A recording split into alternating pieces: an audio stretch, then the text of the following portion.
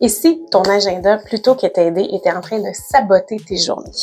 Cette semaine, j'ai décidé de faire un test assez confrontant. J'étais tout juste de retour de quelques jours de vacances à l'extérieur et j'ai réalisé en fait que j'avais peut-être un problème d'agenda dont je ne me doutais même pas. Mon test, j'ai choisi uniquement de faire dans mes journées ce qui se trouvait déjà dans mon agenda. Donc, j'ai exécuté uniquement ce qui était déjà prévu à mon agenda. Pas d'ajout spontané, pas de réponse à des demandes urgentes et surtout pas de mouvement dans mes blocs de temps. Uniquement l'agenda. Honnêtement, le résultat m'a beaucoup surprise et c'est pourquoi j'avais hâte de partager cette vidéo-là avec toi. Si tu ne me connais pas, je suis Audrey, propriétaire fondatrice de Vintage Virtuel. J'aide et accompagne les entrepreneurs et les PME à simplifier leur organisation et leur gestion dans le but d'alléger leur charge mentale et de retrouver en clarté. Alors, dans la vidéo d'aujourd'hui, je vais tout simplement te partager pourquoi j'ai fait le test de limiter toutes mes décisions et mon temps à ce qui était déjà prévu dans mon agenda. Donc, pourquoi j'ai fait ce test-là, comment je l'ai appliqué concrètement pendant une semaine complète et ensuite ce qui a changé ou pas dans mon efficacité et qu'est-ce que ça a révélé sur ma façon de gérer mes journées et mon temps. Pourquoi j'ai fait le test de limiter uniquement mes décisions, mes tâches et mon temps à ce qui était déjà prévu dans mon agenda. En fait, en accompagnement, je vois beaucoup d'entrepreneurs qui remplissent leur agenda plein à craquer. Donc, à un moment donné, on atteint un certain niveau dans notre entreprise et on a besoin de se soutenir. Donc, l'agenda devient l'outil de prédilection. Et je pense que c'est pas un secret quand je dis que c'est un outil que j'adore personnellement. La preuve, je l'utilise à l'ordinateur, mais aussi papier à toutes les semaines et tous les jours. Donc, l'idée c'est que ça crée malheureusement un faux sentiment de contrôle, donc un faux sentiment de maintien et d'organisation dans nos journées. C'est donc la raison pour laquelle j'ai créé ce test-là. Donc, ce faux sentiment de contrôle de tes journées et de tes semaines ici arrive parce qu'à un moment donné, tu viens tellement remplir ton agenda parce que tu dois être partout à la fois que tu ne peux plus bien prendre en charge tes tâches. Donc, tu n'as pas assez d'espace entre tes rendez-vous, tu trouves avoir des blocs de temps collés les uns aux autres, tu n'as pas le temps de retourner tes appels, tu n'as pas le temps de prendre tes courriels correctement et c'est ce qui fait qu'à un moment donné, malheureusement, tu ne peux pas maintenir la charge. Alors, je me suis imposé qu'une seule et unique règle pour ces 5 journées de travail en effectuant mon test. Je ne faisais qu'uniquement ce qui était prévu à l'agenda.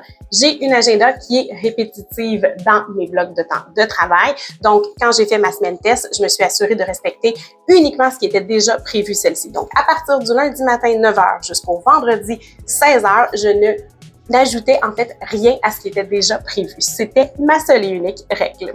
Malheureusement, pas de tâches spontanées, pas de petits ajouts rapides parce qu'il y a une urgence et surtout, quand je terminais une tâche plus rapidement que ce qui était prévu dans mon agenda, je ne me dépêchais pas de changer pour la prochaine tâche. Comment ça s'est vécu concrètement? Les 2 premières journées, je dois dire que ça a été très inconfortable. Donc, le lundi et le mardi, pour moi, ont été les 2 journées les plus difficiles. Plus difficiles parce que je devais justement changer mes habitudes. Comme je mentionnais, j'ai l'habitude de prendre du temps de libre ou quand j'ai prévu une plage qui est plus courte que nécessaire, bien évidemment, souvent, je passe à la prochaine où je prends de l'avance, où j'en fais un petit peu plus, alors que là, j'étais pas dans la mesure, si je voulais respecter ma règle, de faire ceci. Donc, ça a été 2 journées très, très inconfortables. J'ai même senti de la frustration parce que j'ai eu l'impression que j'utilisais pas à pleine capacité le temps dont je disposais et ça m'a donné vraiment un gros sentiment de lenteur dans ma semaine, ce que j'ai pas du tout aimé.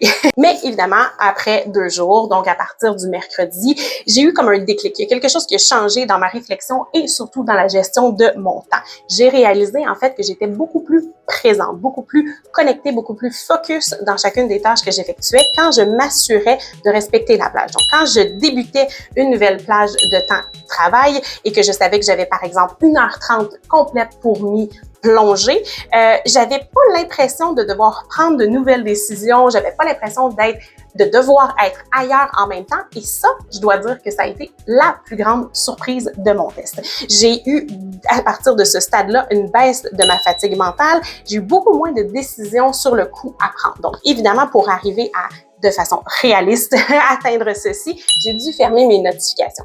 J'ai mon agenda, évidemment, papier, j'ai l'agenda à l'ordinateur, mais j'ai aussi mon agenda sur mon téléphone qui, elle, m'envoie des notifications assez souvent. Donc, c'est sûr que ça a dû m'amener à changer un petit peu mes habitudes, mais ça m'a permis de me consacrer et c'est là où j'ai pu profiter pleinement du temps qui était déjà consacré et qui avait déjà été calculé et prévu pour cette tâche. Donc, concrètement, ce que ça a changé dans mon efficacité, c'est que j'ai eu moins de dispersion, comme je disais, plus de focus. J'ai arrêté de stopper une tâche pour laquelle, par exemple, j'avais prévu 1h30, mais que, un courriel rentrait, donc je la coupais parce que j'avais justement 1h30, donc je me disais que j'avais suffisamment de temps. J'allais faire un 10-15 minutes dans autre chose et là, je perdais complètement le momentum. Donc, ça, c'était ce qui était mon habitude au préalable. Maintenant, avec le test, étant donné que j'avais enlevé mes notifications et donc que je me consacrais pleinement à mon heure et demie de travail, non seulement j'avais vraiment beaucoup plus de clarté d'esprit pour effectuer cette tâche-là, mais je sentais beaucoup moins de fatigue à la fin de ma journée. Dis-moi donc, est-ce que c'est un test que tu penses que tu pourrais réussir à accomplir? Si oui, laisse-le moi dans les commentaires. Est-ce que c'est quelque chose que tu penses que ça pourrait aider? Est-ce que tu penses que ton agenda présentement te supporte suffisamment ou plutôt elle sabote tes journées? Alors, comme dans tout bon test, évidemment, il y a des limites. Est-ce que je recommande ce test-là à tous les entrepreneurs? Oui et non. Oui à tous les entrepreneurs, non pas à n'importe quel moment ou à n'importe quel coup.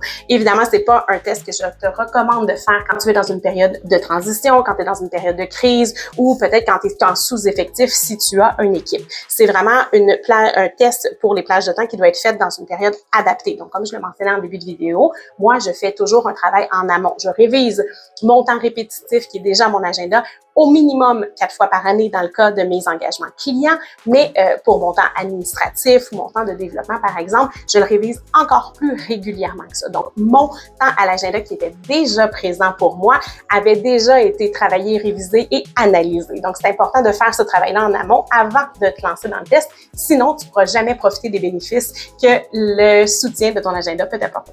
Alors, en conclusion, je te dirais que ce test-là m'a rappelé une chose essentielle.